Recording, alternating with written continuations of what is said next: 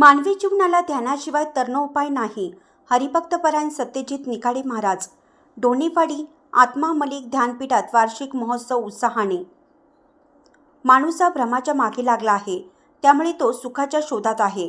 पण सुखापेक्षा माणसाला दुःखाचा अधिक सामना करावा लागत आहे. या सर्व दुःखातून मानवाला मोक्ष मिळवायचा असेल तर ध्यानधारणा व चिंतनाशिवाय मानवाला पर्याय नाही, असे प्रतिपादन हरिभक्तपरायण सत्यजित निकाडे महाराज यांनी केलं. ते ढोणेवाडी येथील आत्मा मलिक ध्यानपीठात विश्वात्मक गुरुदेव सद्गुरू आत्मा मलिक माऊलींच्या आशीर्वादाने व श्री संत साधनानंद महाराज यांच्या मार्गदर्शनाखाली आयोजित केलेल्या आत्मा मलिक वार्षिक सत्संग महोत्सवात कीर्तन कार्यक्रम केले. यावेळी परमपूज्य साधनानंद महाराज, ब्रह्मानंद महाराज, महेश महाराज, किरणानंद महाराज, विजयानंद महाराज, पौर्णिमा माई यांचे दिव्य सानिध्य होते.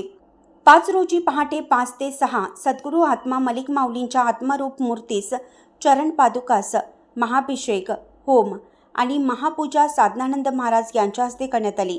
त्यानंतर सत्यजित निकाडे महाराज यांनी सुमधुर आवाजात प्रबोधनात्मक कीर्तन करून भक्तांची दाद मिळवली. यावेळी कोकमठाण ध्यानपीठातून जंगलीदास माऊली यांचे ऑनलाईन दर्शन तर परमानंद महाराज यांचे सद्विचार भक्तांना उपलब्ध करून देण्यात आले.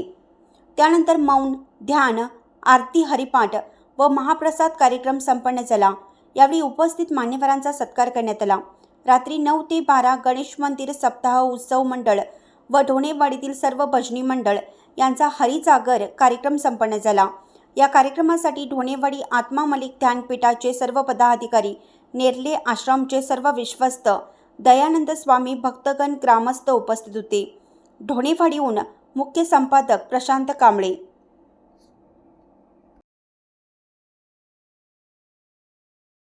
मनाचं एक प्रकोप सांगितला. मन ही चंचल आहे, जिकडं पळवशीला तिकडं पळतं, एका सेकंदामध्ये पळतं.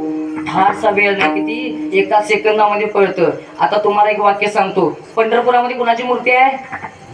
गेलं का मन? मन गेलं का? एका सेकंदामध्ये जातो. एवढं चंचल आहे. ह्याला जर स्थिर करायचं असेल तर ध्यान धारणाशिवाय पर्याय नाही. आणि म्हणून ती ध्यान धारणा जर एकाग्र करायची असेल तर पहिला शब्द टाकीतला प्रेमाशिवाय पर्याय. माझ्या विठोबाचा पैसा प्रेम भाव. अरे नावाशिवाय भक्ती नाही, भक्तीशिवाय ज्ञान नाही, ज्ञानाशिवाय वैराग्य नाही, वैराग्याशिवाय तत्वज्ञान नाही, तत्वज्ञानाशिवाय संतत्व नाही, संतत्वाशिवाय दैवत्व नाही, दैवत्वाशिवाय नामस्मरण नाही, नामस्मरणाशिवाय ध्यान धारणा नाही. आणि हे सगळं एकत्र करायचं असेल तर प्रेमाशिवाय पर्याय